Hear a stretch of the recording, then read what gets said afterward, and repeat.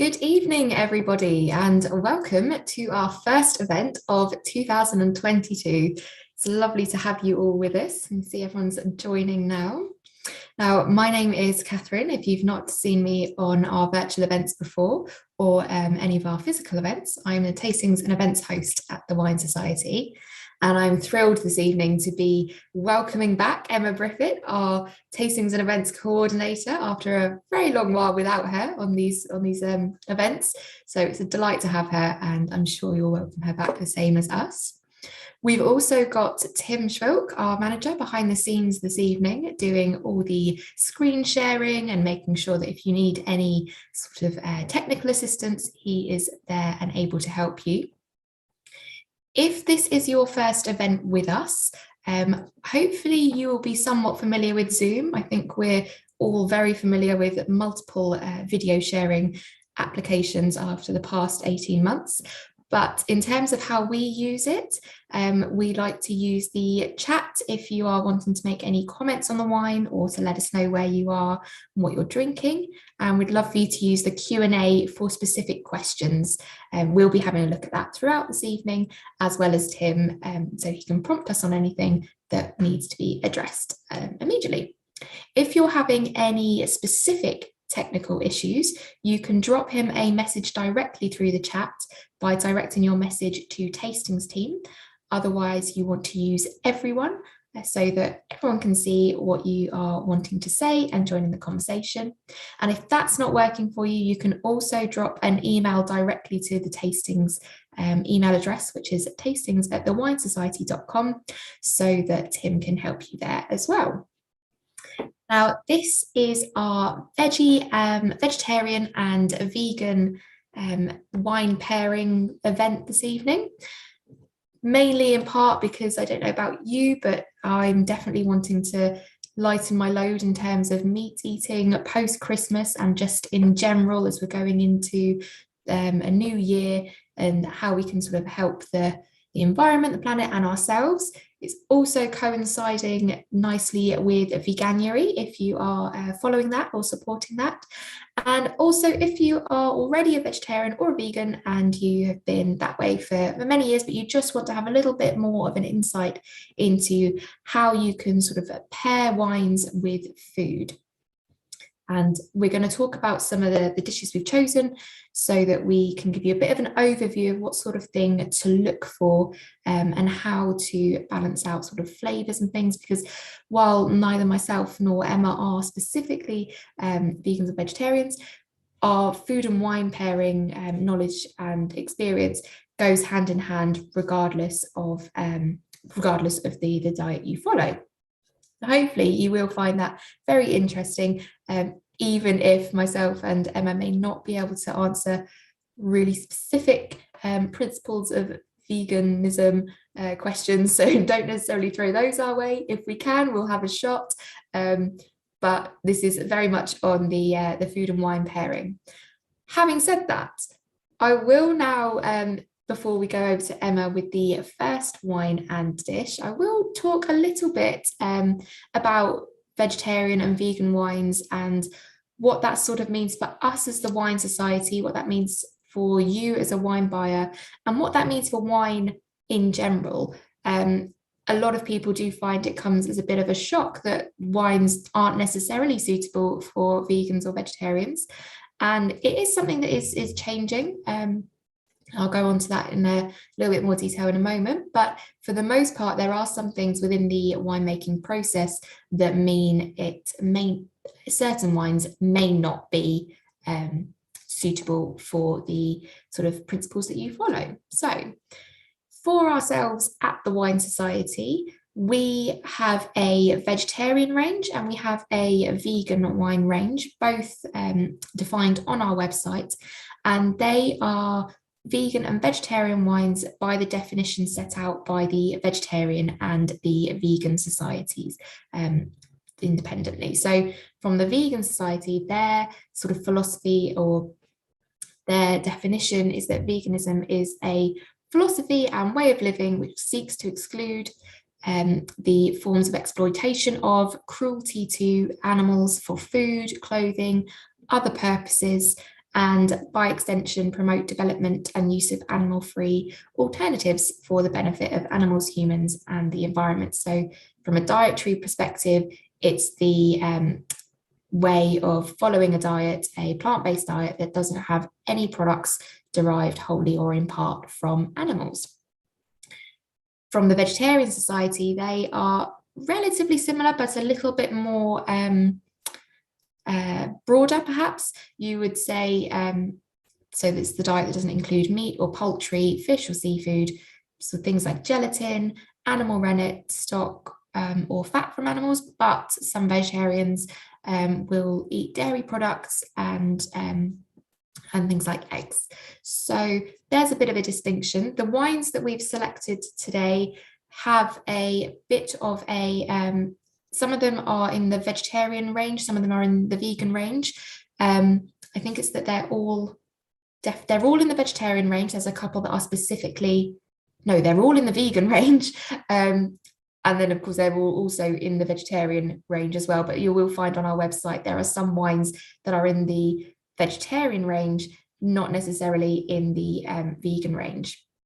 And while we're talking about wine and the vegan and vegetarian influence in terms of dietary requirements, if you're thinking your own personal vegan principles are things like you want to avoid exploitation of animals or use of animals for perhaps human gain, then there are some wines that may not be vegan by that principle, not for the wine itself and how it's made, but perhaps by the fact that they use a horse and plough perhaps in the vines, or they have sort of a pest control using things that you would think perhaps are maybe more environmentally friendly. So there's some vineyards that will use ducks and things to eliminate little critters and pests in the vineyards, but depending on your own principles, depends on that.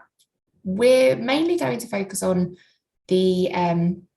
we're focusing on the sort of the dietary element for it. And coming on to that is a little bit about wines may not be vegan, and that's because they use processing aids, which aren't necessarily listed as an ingredient on the final bottle, and that's because they are filtered out, so they don't end up in the bottle, and you don't always know that they've been used. So that's things like casein from milk protein, egg albumin, so egg whites, isinglass from fish swim bladders, gelatin, and chitosan, which is a protein from crustacean shells. These are all used in a fining and filtering process to remove any off flavors, excess colors, to smooth out tannins and remove cloudiness. And they are used in a way to speed up the organic stabilizing of a wine that will happen through natural clarification. So it's to make the wine be able to go from bottle to glass that bit sooner. So if you want a general rule of thumb, a good way to look at it in terms of wines that you're choosing is that if they say they're unfined and unfiltered, you can be fairly confident that they are suitable for vegans because they've not had anything used to remove those, I don't want to say impurities or faults because they're things that would naturally settle themselves down, but nothing's been enhanced to remove them. In terms of what goes on the label, while they don't have to put those uses on the label under an ingredient list, if it's something like casein or egg albumin that's been used, because they are under the allergen lists, they do need to be listed as an allergen if the level's above 0.25 milligrams per litre in the final product, if it's detectable at that level. So if it's there as an allergen information, that is a little bit more informative for the consumer. But if it's under those levels, it also doesn't need to be on there. As well as looking for wines that are unfined and unfiltered, there are also many wineries that are looking to use other alternatives, whether that's for their own vegan or vegetarian principles or just for the effect that they want on the wine itself, because those fining qualities aren't the same for each processing aid. So there are wineries now that are turning to use things like PVPP, which is polyvinyl polypyrrolidine, which is a man-made plastic that absorbs colours and phenols. And also many wineries are using bentonite clay, which is a purified clay that can also bind to unwanted proteins and remove those from the wines. So that's our little bit of science behind why wines aren't necessarily vegan. But once you've got a wine that is vegan or vegetarian, dependent on which way you're inclined, so either by going to a winery that is stating that they are that way, they're certified in that way, or by using a list such as our own vegan and vegetarian wine lists. Once you've decided on your wine, the principles of choosing your food to pair with the wine and where you go in terms of flavour is overwhelmingly the same. There are a couple of changes that you might want to consider, which I'll touch on with one of the dishes as we go throughout this evening. But overall, it's all about that balance and pairing of flavour. And there's no one better to actually talk about the balancing of flavours and characteristics and food and wine than Emma. So Emma, I'll hand over to yourself now. Catherine, you are genuinely too kind. It's been quite a while, so I might be a little bit rusty. I'm also kind of wondering whether I need to put my glasses on because the past year has not been kind to my eyesight.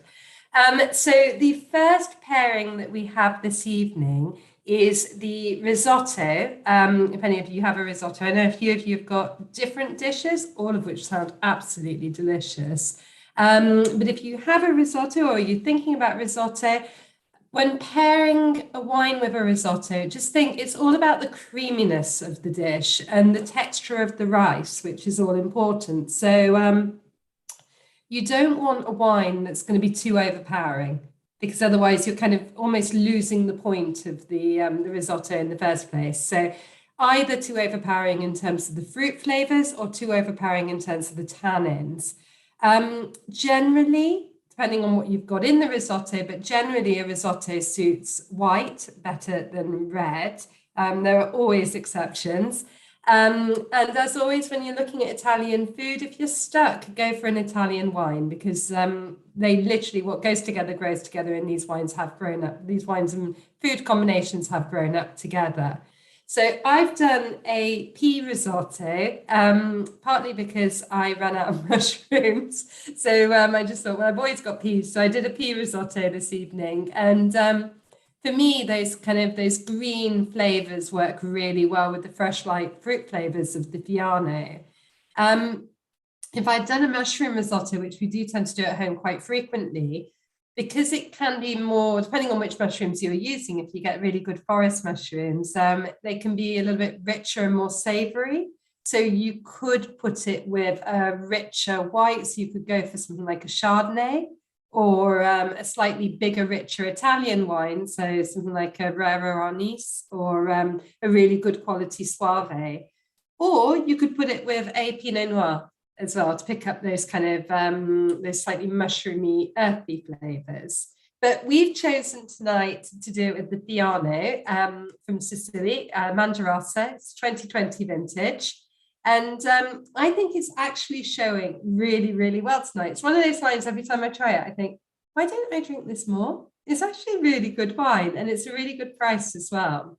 It's made by the Settisoli Cooperative, which is located at Menfi, which is a town in the hills on Sicily's southwest corner. It's the largest wine company in Sicily. They own 5% of the island's entire vineyard area. They've got 2,500 members who harvest over 12,000 acres of vineyards between them. So Fiano generally tends to be quite nutty. It's got kind of a very definite texture to it when you try it.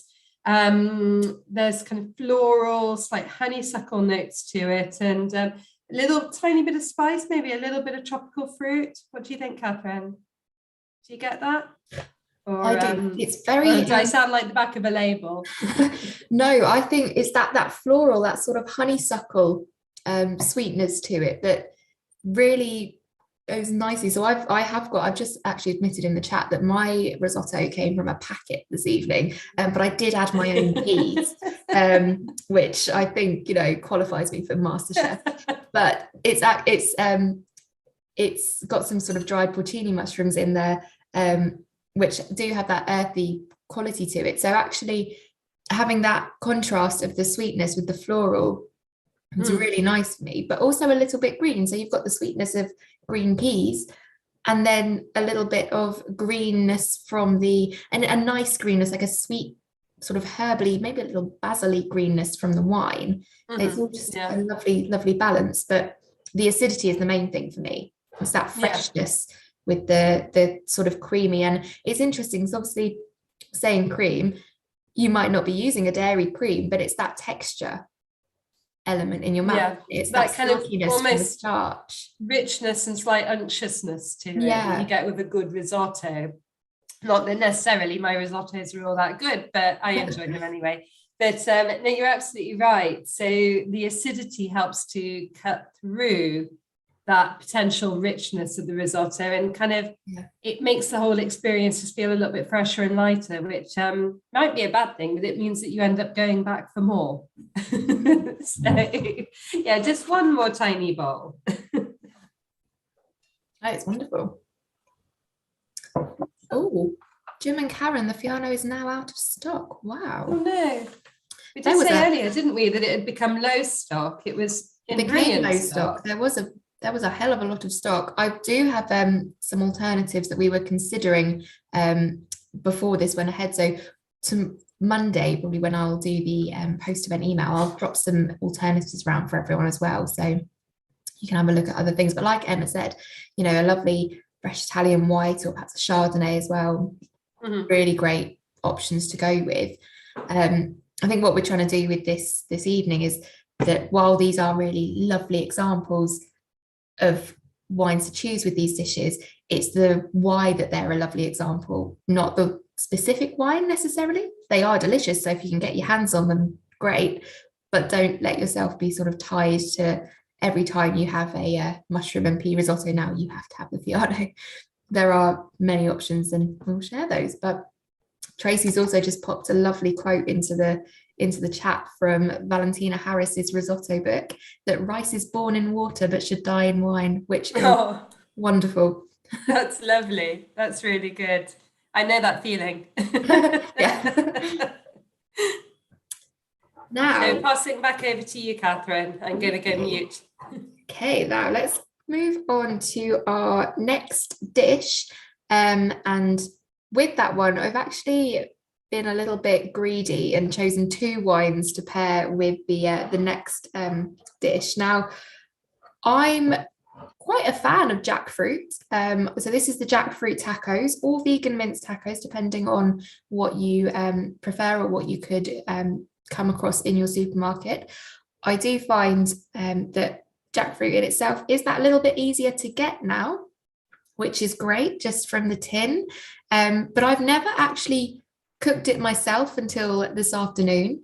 I've always just used the pre-prepared ones in the sauce in the packets, and I was very surprised at how easy it was to use. So if anyone else has prepared some jackfruit, do share in the chat and let me know whether you're a seasoned pro at it or if it was your first time using it as well. But what I love about it, and this is one of the things that often comes up when you're talking about sort of staple ingredients in vegan and vegetarian cooking, or let's just say sort of meat-free cooking, meat and fish-free cooking, is that a lot of the, say, bulk ingredient has to be a really good receptacle for flavor.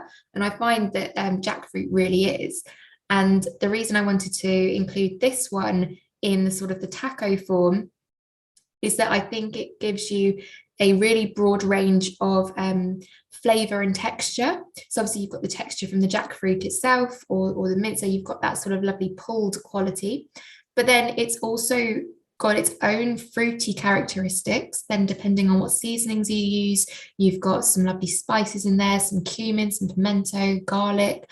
I've also got some corn with mine, some red onion, bit of avocado, but you could be using, I don't know, some pineapple salsa. So you've got a real range of lovely, oh, and of course lime and some coriander, all those lovely kind of Mexican, Southern American flavors, which are really fresh and zingy. And I think that means that they really do benefit from having a wine that is as fresh and as zingy to really support it and really balance nicely. I think balance is a word that I'm probably going to repeat quite often this evening, but it's one of the key things that I sort of considered when I was sort of learning about food and wine pairing from Emma. But it really is true that if you get your kind of your balance right, then you can really go anywhere with it. Having said that, while we are sharing about sort of our thoughts and opinions on the food and wine pairing, these aren't hard and fast rules. So it's your palate, it's your tummy. If you find it's a delicious pairing, you run with it. Don't listen to what we say in terms of, oh, you can't have that with that, it's going to make it too spicy. No, you go with what you like to do. But if you would like to have some building blocks, these are some nice ones to consider. So Tim's just brought up the next wine, which is great to show you it, because I think it's got a lovely label, which in itself is one of the reasons I like to choose a nice wine. It helps if it looks quite appealing before it's in the glass. But this is the Invinity Sauvignon Blanc, and it's a really lovely, aromatic, citrusy. There's some passion fruit in there, and it's really crisp as well. It almost smells crisp, as if you've just chopped into a lovely fresh green apple and you've got a real bit of this juice in the air. And it's from Marlborough in New Zealand, which is on the South Island. So it's that bit cooler in the climate, which means it does retain that lovely freshness and the acidity on the palate, which is another thing when it comes to thinking about food and wine. Acidity is such a great quality, because it, like with the acidity with the risotto, it really freshens it up and works through the food. And I think for myself, the thing I love most about it is then it means I'm excited to go back for another bite, because I've sort of refreshed my palate and I can go back and eat some more. And it's just a wonderful sort of way to wash down your food. So this is from Lawson's Dry Hills, which was founded by Ross and Barbara Lawson, and they launched their first vintage in 1992. They'd actually been grape growing for 10 years prior, so they started their growing since 1982. And they have Marcus Wright as their winemaker, who joined in 2001. And he had been doing winemaking around the world, spent some time in Chile, some time in USA, and then came back to New Zealand. Now, talking of the freshness, they retain, in terms of retaining the freshness, they ferment this wine in stainless steel. So being in an inert vessel, it means the fresh fruit flavors and the aromatics are kept, and it's preserved really nicely. This is the 2021 vintage, so it is as fresh as a daisy it can be, really. It's not a wine that you would want to keep down. It's one that you do want to you would want to sort of drink as young as it is. It's lovely and ripe and juicy and really delicious. Unfortunately, Ross died in 2009, and Barbara carried on a little bit after he unfortunately passed away. But then they did sell the winery to their friends and business partners, Tim and Pauline Eville, and they've really continued with the approach that Ross and Barbara had for the wines. And the winery is now actually part of the New Zealand's Family of 12, which is an alliance of 12 family-owned wineries, which include the likes of Villa Maria, Cumu, Craggy Range, and Neudorf. And in 2021, they celebrated their 30th vintage and were certified as being carbon neutral under the international standards. They already held a certification for environmental management, becoming the first winery in New Zealand to hold both accreditations. So that is a really nice quality to have for them as well. So not only are they caring about what they're putting out, they're caring about what's going in, and I think that does come across really nice. You can taste the care in the wine, I think, just by the concentration of the fruit and the flavor that's there. It really is great. I mean, Emma, what do you think of this wine? I actually really like it. I found in the past there have been certain New Zealand Sauvignons that have just gone slightly over the top for me. It's been kind of a bit like being hit by a steam train when you're just trying to have a little glass of wine.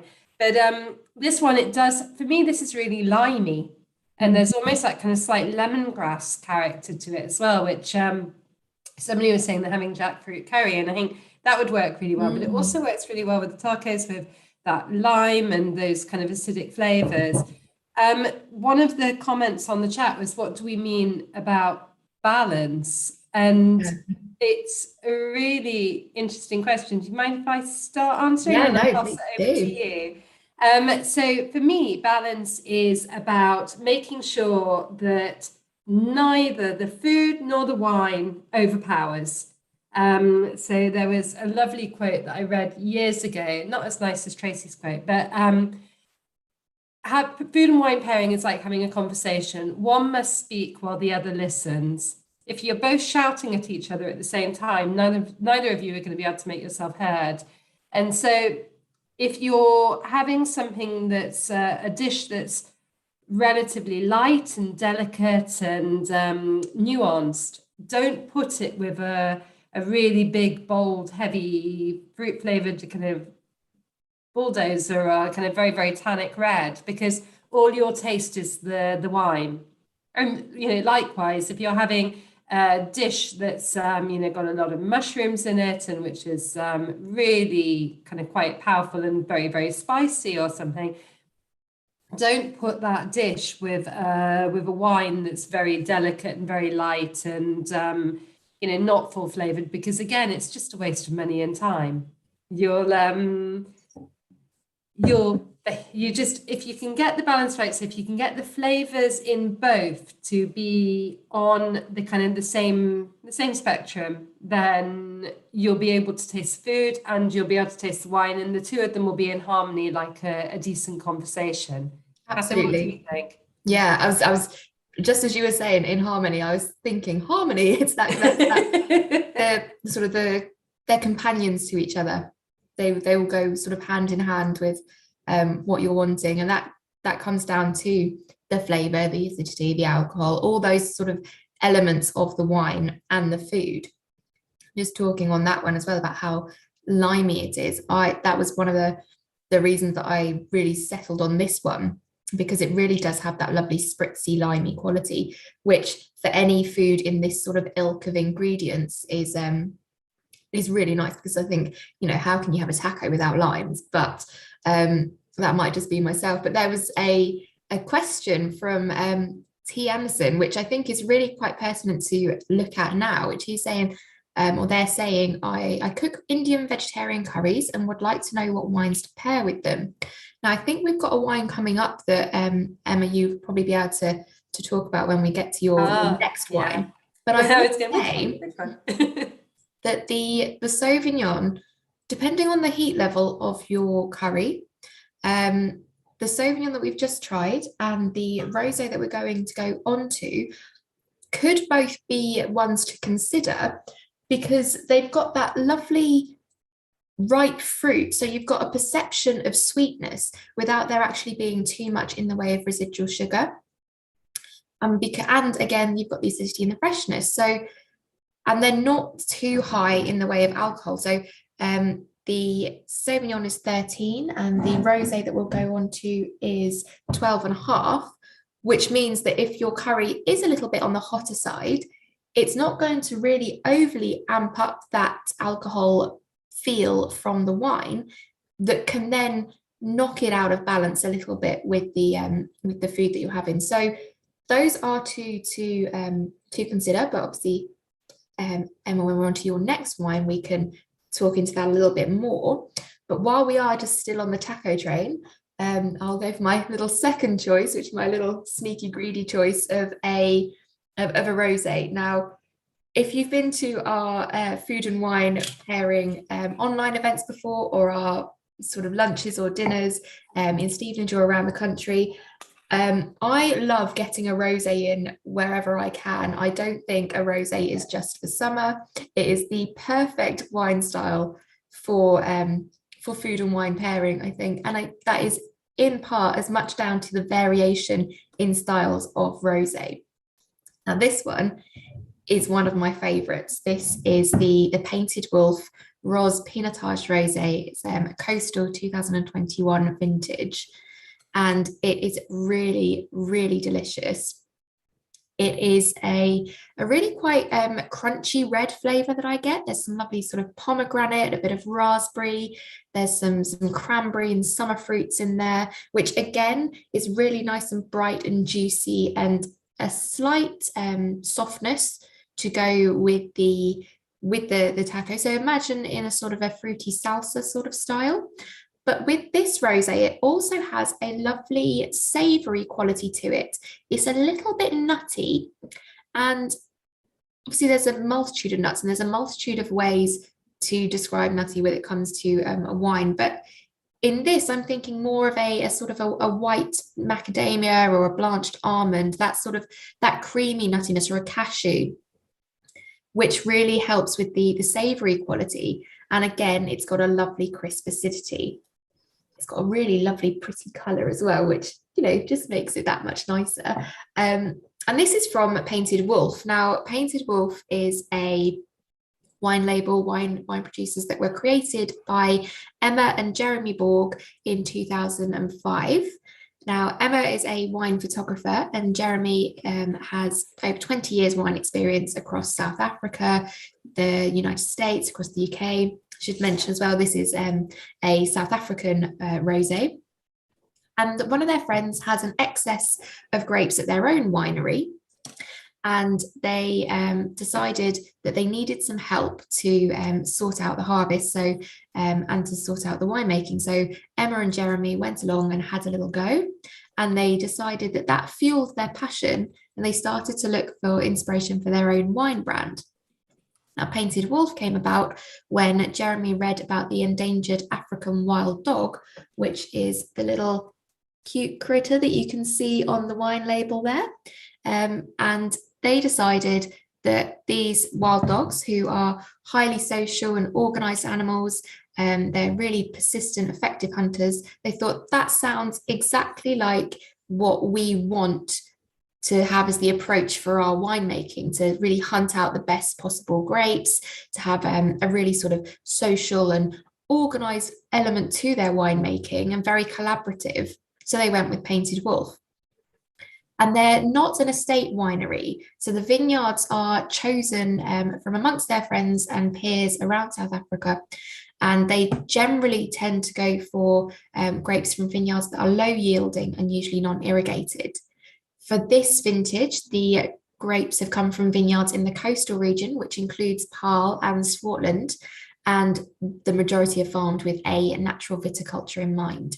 And they also alternate their production from cellar to cellar year on year, which means they benefit from the collective wide experience of the experience and knowledge of the range of winemakers that they use. This is 100% Pinotage, which is a crossing of Sanso and Pinot Noir.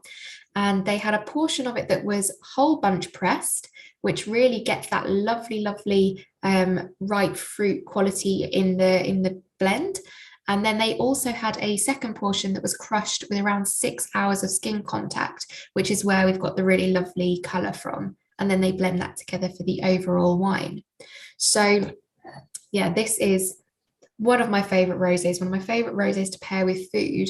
And it's that nuance of the slight savoury edge on the aftertaste, along with the really lovely ripe and fruity brightness on the palate when you're first trying it. I think makes it work really well and really beautifully with this sort of food and these sort of spices and flavours.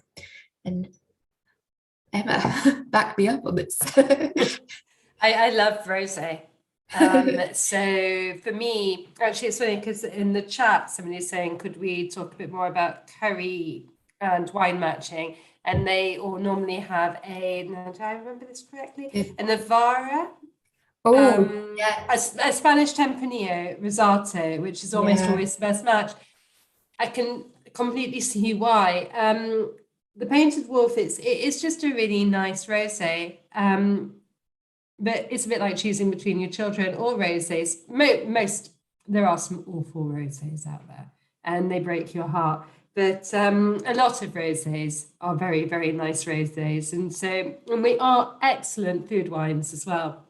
because they straddle that kind of that gap between being a little bit, kind of, they have the fruit of a red wine, but they don't have the tannin. Quite often they have a little bit of residual sugar, which works really well for food and wine matching. And also they tend to have decent acidity as well, if they're made properly. And so, yeah, they tend to work brilliantly. And I think this is a really nice combination as well. For me, it's kind of very, very dangerously drinkable, but then after all, it's a Friday evening, so hey, it's fine. It's nearly the weekend. Absolutely. So should we touch back on the curry before Yes, we move on, or is there anything else you wanted to say about the topic? No, I think talking talk about curry is a good way to go. I will say as well, something I will share in the follow-up email as well. We did do an Indian curry and wine pairing event, so I will link that in the follow-up email as well, so you can revisit that as well, because there's lots of some lovely info and things in there as well. But absolutely, Emma, over to you and the next one.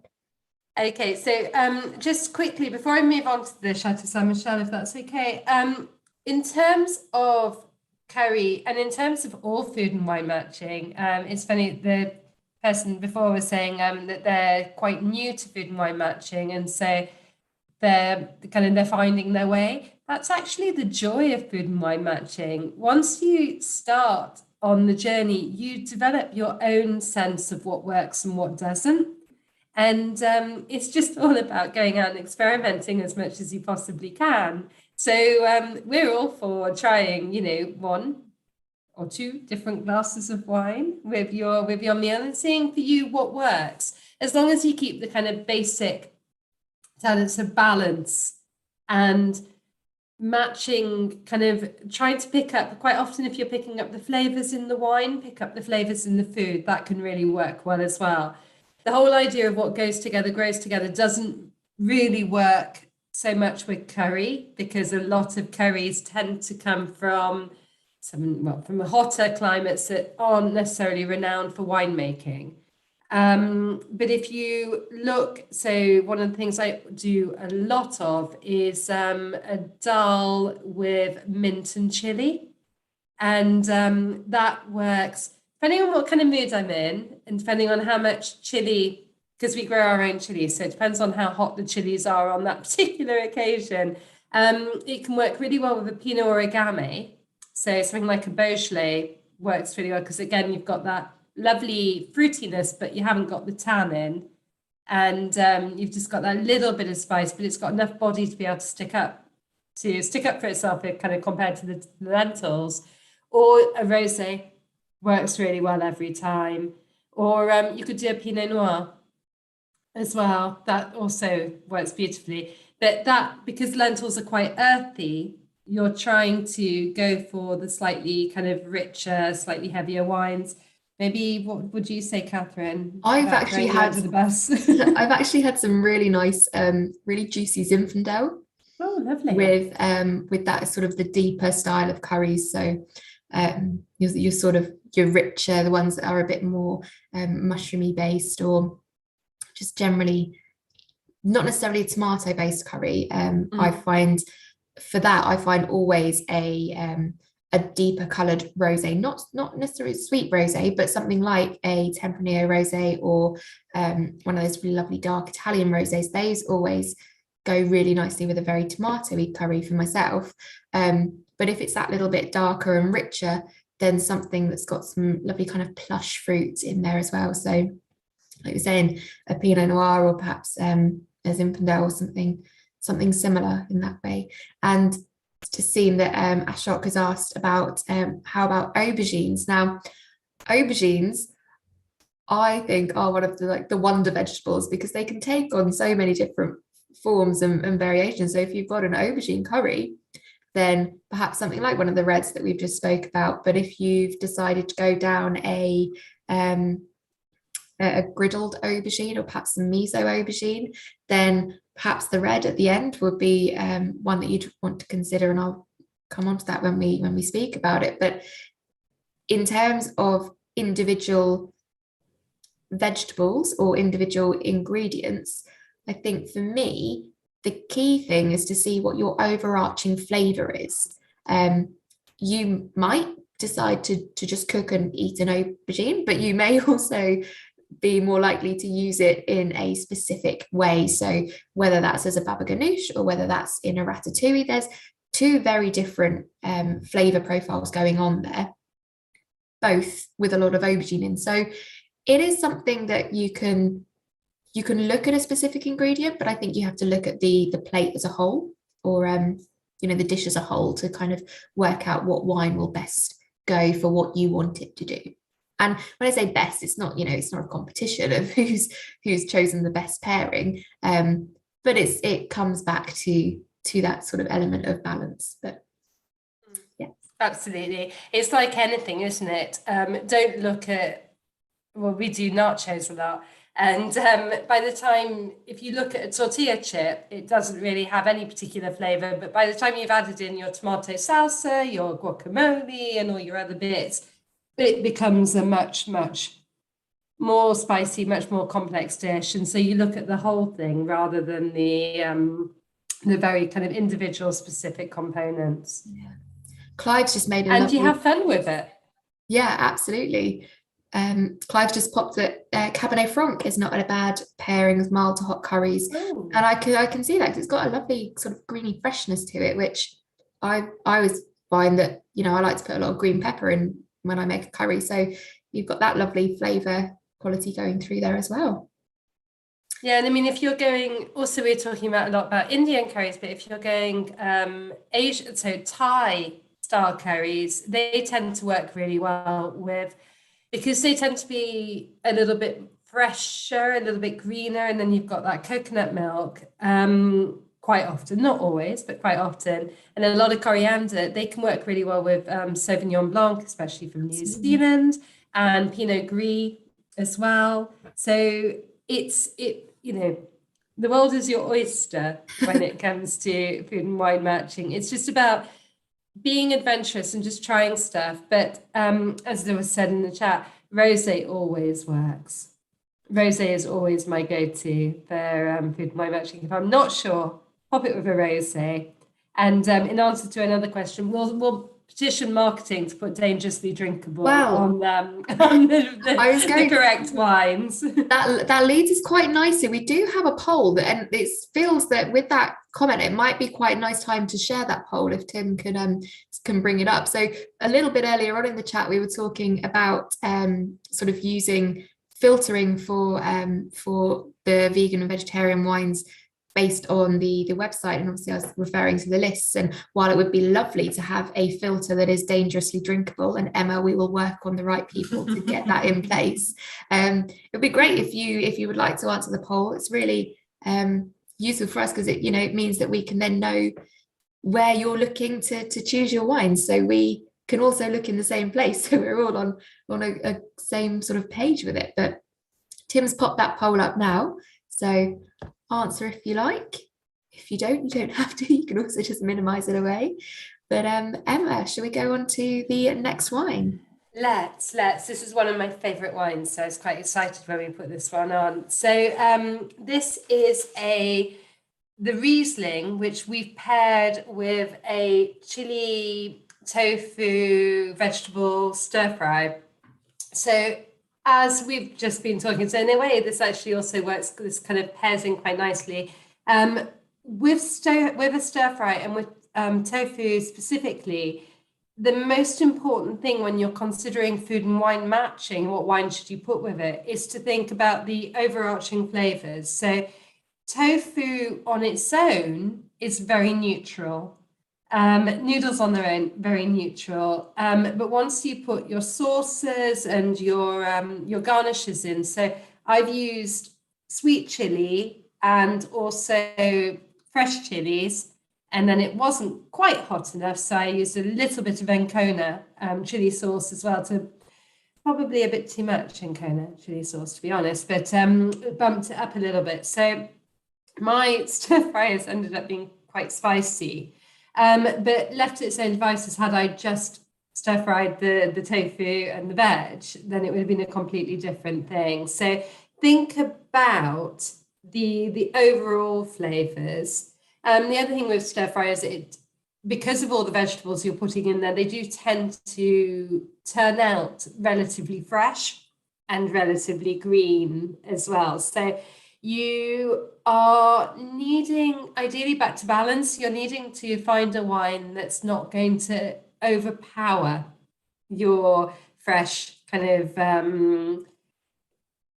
fresh, quite green, almost quite summery kind of flavors to it. So putting it with something like the Zinfandel that Catherine was talking about earlier would probably mean that all you would taste is Zinfandel and you wouldn't taste the nuances of your stir fry. So with that in mind, rosé works really well, of course, but an off-dry white works really well if you're pairing a wine with spice. Or you could do a Beaujolais or a Pinot Noir. So tonight we've gone for the off-dry Riesling from Chateau Saint Michel. This is from Columbia Valley AVA, which was established in 1984. Columbia Valley actually contains 99% of the grapes grown in Washington state. So it's by far the most important area within Washington state. The AVA, so the Columbia Valley American Viticulture Area, is separated from Seattle's rainy maritime climate by the Cascade Mountains, which means that there's very, very limited rainfall. They only have about 6 to 8 inches a year.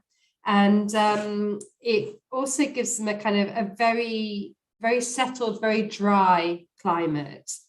All the vines, which I found really interesting actually, all the vines in Columbia Valley are planted on their own rootstock. They don't have phylloxera yet, fingers crossed, which helps maintain, means that the vines, the longevity of the vines is a lot longer than it would be if they were grown on other rootstock. Sorry, I've been distracted by Gordon. That's good. The grapes of the wine are sourced from all over Columbia Valley. So you've got warmer and cooler parts of the region. And this means that they've got lots of different flavors going on there. So they've got the warmer sites, which give the more tropical fruit flavors, whilst the cooler sites give you more kind of lemon, lime and pear notes to it as well. The wine does have residual sugar, but I don't think that it's cloying in any way because you've got that really lovely fresh acidity to it as well, which is, for me, why it works so well with the stir fry. The acidity helps to kind of cut through, and sorry, I've got a dog that's growling in the background, and then the little bit of sweetness helps to work really well off the chili as well. Catherine, what do you think? And can you excuse me just 1 second? I'm very glad for that bit of residual sweetness there, because like Emma, I was preparing my tofu earlier and thought, oh, I'll put some fresh chili in, a bit of chili sauce. I thought, oh, it's not hot enough, so I'll just amp it up a bit more without tasting it. And just discovered just then that actually it was quite zingy. So that little bit of residual sugar really was of benefit to me. What I also really like is that I marinated my tofu in soy sauce. So you've got that salty quality. So you've got that salty and sweet pairing, which you see how popular salted caramel products are. You only have to go down the confectionery or dessert aisle to see it's everywhere. And I think you can have that in this lovely pairing as well. So you've got some lovely soy. I also used a sort of a sesame oil to actually fry the tofu. So you've got a lovely like nutty toasty quality as well, which just goes beautifully. And I agree, Emma, this is one of my favorite Rieslings as well. It's one of my go-to Chinese takeaway Rieslings. We've got our Chinese takeaway event coming up in February, and I thought I can't use this again. As much as I wanted to, I decided not to. But if you are a sort of a lover of noodles and you use lots of things like soy sauce or those sort of salty umami miso, sort of some miso pastes or miso soups. It's really delicious. Yeah. Yeah, it's that umami, isn't it? Because Yeah. umami, that savouriness, if you don't treat it correctly, if you have it with a wine that's very tannic or very, very dry, it can make the wine taste quite bitter. And it can be quite difficult to pair. So having a wine with that little bit of residual sugar or kind of overt fruitiness works really well. It kind of almost, you've still got that savouriness there in the food, but it becomes harmonized. Yeah, absolutely. Makes me really want to try it with one of my favorite go-to midweeks, which is Nigella's Marmite spaghetti. I don't know if anyone else is a fan, but it's a lot of Marmite and cheese or cheese alternative with pasta, and it's just an umami carb hit, which I think that would be really nice with. So I'm very glad we're including it, and I've got it to drink over the rest of the weekend. Perfect. Now, if you do have any questions, members, do pop it into the Q&A for us, and we can answer them now, or we can answer any at the end, but do pop them in if you have any. If not, if we can move on now, we'll go on to the final pairing that we've got for this evening, which is, let me just pour myself a little bit into my glass, which is the only red that we've decided to show this evening. Now, we could have gone through all sorts of pairings. There's so many options and things that we could have done. And like Emma was saying earlier, there's many dishes and things that a Pinot Noir would work beautifully with. Unfortunately, in terms of time and how many bottles one can feasibly open in an evening, we had to restrict it a little bit. But I'm really pleased that we are including this wine and with this dish specifically. So this is a vegetarian sausage and butter bean sort of casserole, sort of a cassoulet style dish. And I thought it was very pertinent to include something that bit bulkier in style, because we are still only in January. I'm not eating like tacos every night. I'm very much still on my stews and casseroles. And this is where something that is perhaps that bit more prevalent nowadays in terms of vegan and vegetarian food, and that's the sort of meat substitutes that are that much better in quality and in availability and in style. So I've got the shroom dogs from Sainsbury's. Other supermarkets are available, but they're the mushroom-based vegetarian sausage. And depending on sort of what sort of thing you want to use, you may have sort of the analog meat from other places. I know there's like Squeaky Bean is a great brand. And what's really interesting, and this is the only part of the evening that I'm really going to talk about protein in terms of food, and it's not at all as to whether you're getting enough protein in your diet. That's not a conversation we need to be having. This isn't a health presentation. This is food and wine pairing. So the only thing I will say on protein in terms of meat substitutes is that texturally it is different to a meat sausage or a piece of steak or a piece of chicken. And that can have an effect on what you might want to choose as your wine, purely based on the effect that protein in sort of meat protein or proteins in cheese can have on wine. And specifically, I'm thinking tannins. So this is a lovely red. It's from the sort of the south of France region. It's not too high in tannin. It does have them, but it's not so much that you would find it overly drying without having that sort of I don't know how to describe it, perhaps like mammalian protein structure. It's a different style. So it's not about it's not from a nutritional point of view. It's purely based on how it feels texturally in your mouth when you are eating the food. So I think if you do cook a lot with sort of meat substitute, whether that is mushroom based, whether that is vital wheat gluten based, whether that is soy based, that's something to just be mindful of in terms of choosing a red, particularly because it can be that bit more drying because of the protein and tannic structure balance. The same with cheeses and vegetarian cheeses and vegan cheeses. There's some really nice vegan cheeses that are, you know, that melt great, that shred well, but they just don't have as much of a linger on the palate, which means that the wines that you choose can taste a little different, either to perhaps what you're expecting if you have eaten meat before. If you're not a meat eater and you've never sort of eaten meat, then you don't really necessarily need to worry because you won't necessarily know as much of the difference.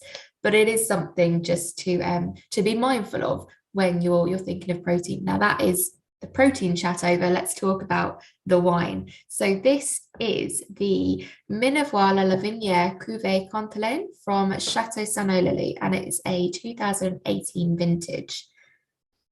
Now this is a lovely, lovely, rich scent on the nose. It's got that really nice cassis. There's some brambly fruit there, bit of damson. It's also got that slight dusty cocoa quality, as well as a little bit of spice sweetness, sort of some vanilla, as well as a little bit of black pepper.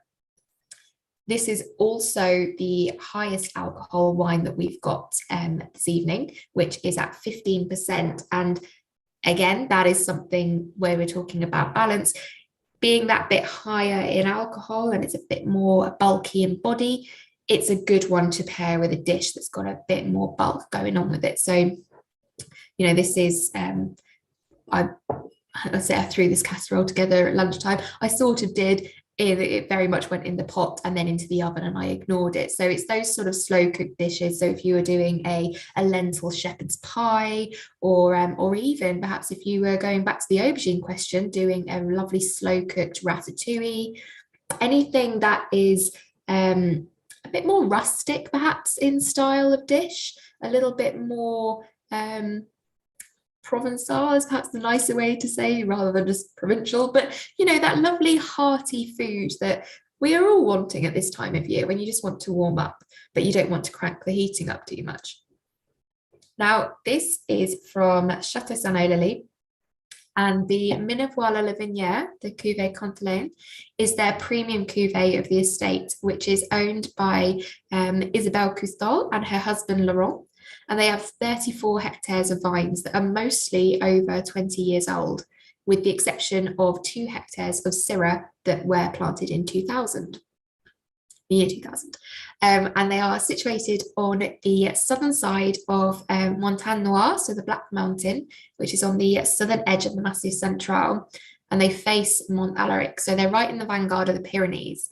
And the spread of the vineyards over the Aude Valley, there's a lot of history there just within the region, but also it passes between the Mediterranean side and the Atlantic side. So you've got those lovely Mediterranean style flavors. There's a little bit of a herbal quality there, the sort of the garrigue, those woody herbs, those sort of rosemary and thyme quality to it. It is a blend. It's a blend of Syrah, Grenache, Carignan, and Sanso, and they age it for about a year in barrel, in 25 to 50% new oak, which depends on the vintage. This one I think is around the 30% new oak, so it's not. It might be a bit more actually, because it is that bit oakier, but it's so well integrated that it's got a lovely sort of vanilla-y, cigar-y, toasty quality to it, that it doesn't stick out. It's not disjointed. And actually, if you're having that with I've got some smoked paprika in this. So if you're having it with a dish that's got that element of smokiness or that depth of flavor and the richness, then it's really, really nice. They also qualified as sustainable agriculture by Qualitat France since 2009. And they their main principle is very much that it is quality over quantity. I think it really is one of the it's one of my go-to wines when I'm looking at something that's really sort of deep and rich, and you want something to go with it, but it does have a lovely freshness to it still. So it is back to our question of balance and what we would hope for in a wine when you are just, you know, having a completely harmonious pairing together. But Emma, let me know your thoughts.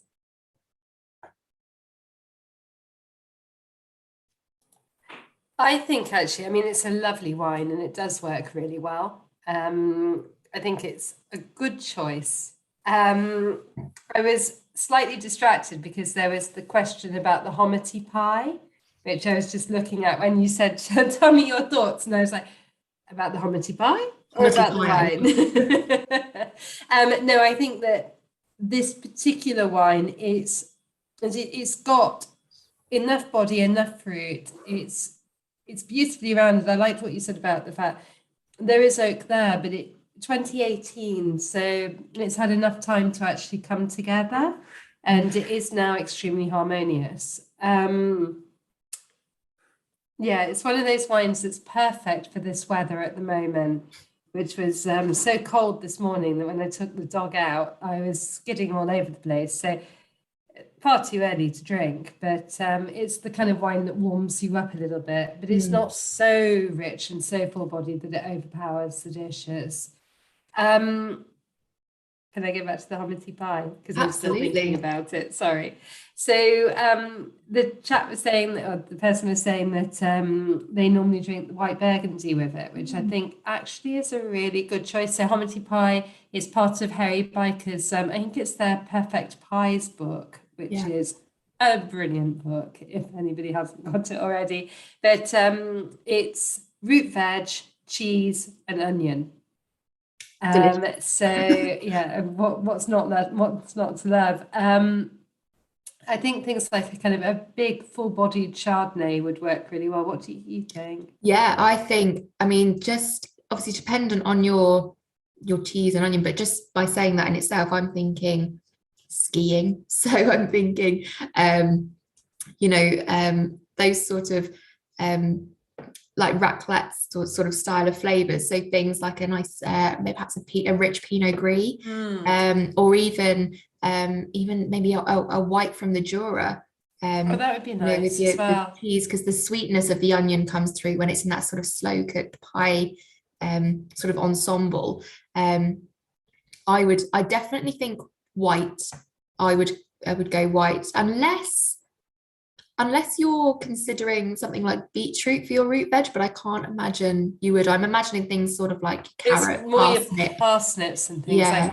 I think it's tended to be potatoes. So when you said Pinot Gris, I was immediately like, oh, or a really good Pinot Blanc or a Van d'Alsace would work as well. Yeah. And then of course, because in addition to rosé, Beaujolais is another brilliant food and wine matching wine. So if you went for one of the more gutsy crus, so something like a Renier or a Cherouble, that would work really well as well. So hopefully that's given them enough choices for their hominy pie. It's made me really think, actually, we're pulling all that stuff out of the allotment at the moment. So I'm like, oh, maybe I should make that as well. So I do apologise. I was very distracted. No, absolutely. And I think that's a good thing, actually, because obviously pies, you've got, if you're going for, I say a traditional pie, if you're thinking of a pastry pie, the pastry is such a big part of the pie that really, unless you go very fancy with it, in itself, it's quite, it can be rich, it can be kind of that buttery quality to it, but it is also relatively bland, but it is still quite a big bit on your fork. So having a wine that has that lovely, the freshness and lovely ripe fruit, and it all, for me, I think it all comes down to wanting to feel quenched and refreshed from the wine that I've chosen. So I think, it really, I also think there's a lot of trial and error. I've made some very bad wine pairing options, which I won't share with you all now, but there is some trial and error to it. But once you get an idea of what you're looking for, it should be relatively simple to kind of build on those those building And blocks and things. sometimes it's when you get it really wrong. And if you do, I mean, we all get it really wrong time to time, where you think, oh my goodness, that is possibly the worst thing I could have possibly put with this.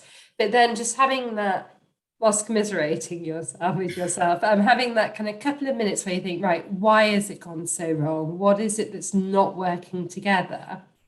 It means that you almost learn more from that than you do from, oh, that worked really brilliantly, because it kind of just brings everything into quite sharp relief. Yeah, I think. absolutely. And at the end of the day, it's food and wine pairing. It is fun.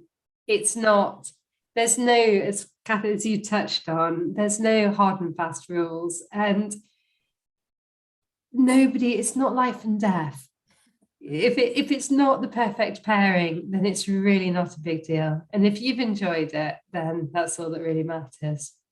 Yeah. I see Pam's popped in the chat about popping vegan and vegetarian in the wine characteristics on the website. I've made a note of that, Pam, because obviously the new website as it is at the moment, we're now at the stage where everything is sort of can take on little ideas for development. So we'll get that passed along, because I agree, it is quite helpful. I know in the printed list, we have done we do have it as a key, but it would absolutely be very helpful to have that on each wine page. So it's something that I would find really useful as well. So I've made a note of that for you, Pam. Tim Jones, but Jura wines, what did you say? Did you say what goes with Sauvignon? So if you live near there, so the only thing that I could automatically comes to mind is Reblochon. So I don't know if you would just have a plate of Reblochon for dinner, but if Reblochon or another sort of soft washed rind cheese is the sort that you are going to have, whether maybe you could bake it and make it a meal by having some bread, then a Sauvignon white would be really nice with that. What do you think if it was celeriac? I'm not a huge fan of celeriac. Are you so not? I love celeriac. But I'm suddenly going, I don't drink a lot of Sauvignon. So it could be, somebody else emailed in, texted and said, what food and wine pairings have you had that have gone really, really wrong? And this could be one of those ones that has gone really, really wrong when I try them together. But for me, that possibly could work. But I'm not sure because I've never actually tried it. So I can give you an example of a pairing that went not hugely wrong, but it turned out not to be what I wanted, which unfortunately was at a member's lunch. And I was relatively alone in my kind of displeasure, but it's a way of showing in terms of balance. So it was an orange posset with a spiced plum compote, which is delicious. And I decided to pair it with a tawny port. And you would think, or my thinking was, it's got those lovely orange flavors. It's got that lovely caramel quality and the lovely bit of spice that will go with the plum. But actually the silkiness and the creaminess of the posset, it just couldn't stand up to the alcohol in the port. Now that is a trial and error, and it's something that I won't do again. But that's something. Sometimes it takes those sort of things to really see what we mean, and trying to explain balance. It's easier to explain balance through trying something. It's not as easy to put into words as to how it actually comes across on your palate. So. But like we've touched on earlier this evening, once you get something and that it's out of balance, you will recognize it and it will stick with you, and you can go from there. So without wanting to say, go and try and find out things that aren't in balance, or, have a real horrible time of trying wines that don't go with other foods. If it does happen, you'll know it and you'll know for the future. Likewise, when you find a pairing that absolutely works, you'll work out why it works and you'll be able to run with it as well. I think for me, the food and wine pairings that have in the past gone the most wrong are desserts. So it's the main thing with a pudding is to make sure that you've got a similar amount of sugar. So the sweetness of the pudding needs to be matched or slightly surpassed with the wine. And I've done it before where I've tried a wine and gone, yep, that's lovely and sweet, and then put it with a pudding. So it's the possets and the creamy based puddings that really can knock you. And I put it with a posset, and it just tasted like battery acid. It was thin and acidic, and it had all the fruit and everything just got stripped away, and it just tasted like, it was just extraordinarily unpleasant. And I think that's perhaps something to consider even more so with particularly if you're going for a vegan sort of dairy alternative. There's sort of the oat creams, the oat fresh, or things like the soy-based creams, because they don't have, and we're back slightly to protein, but only again from the textural point of view, because they don't have the same textural taste. I wouldn't say they're necessarily thinner, but the thickness is achieved in a different way. So often they'll have things like carrageenan in there just to, thicken it up for the pouring quality, or to be able to make it be whipped. And then that means that because it has that perception of being a thinner style of cream, if the wine then isn't sweet enough and it makes it taste even thinner, that's not what you want. So it's always making sure, if anything, I would err on the side of you thinking it's too sweet. Agreed. Because if you feel it's too sweet for having with your dessert, just finish your dessert and then have the wine after. You don't have to drink them together. But I think I would err on the too sweet than not sweet enough, which is a way to look. Now, Ashrock's asked about a Parmigiano Milanese. I'm afraid I don't know what that is. I'm assuming something. Is that is that aubergine with is it like a lot of cheese? It may well be. Oh yes, it looks, it's like an aubergine parmigiana. So like a baked aubergine dish. Now with that, obviously being Italian in sort of origin, you could go with the Fiano that we had at the start. But actually with that one being sort of the layered aubergine, which is quite an earthy vegetable, often with quite a tomatoey, garlicky thing. You could go for a nice deep coloured dry rosé, or a Pinot again. I think with that, or a Ginamavro.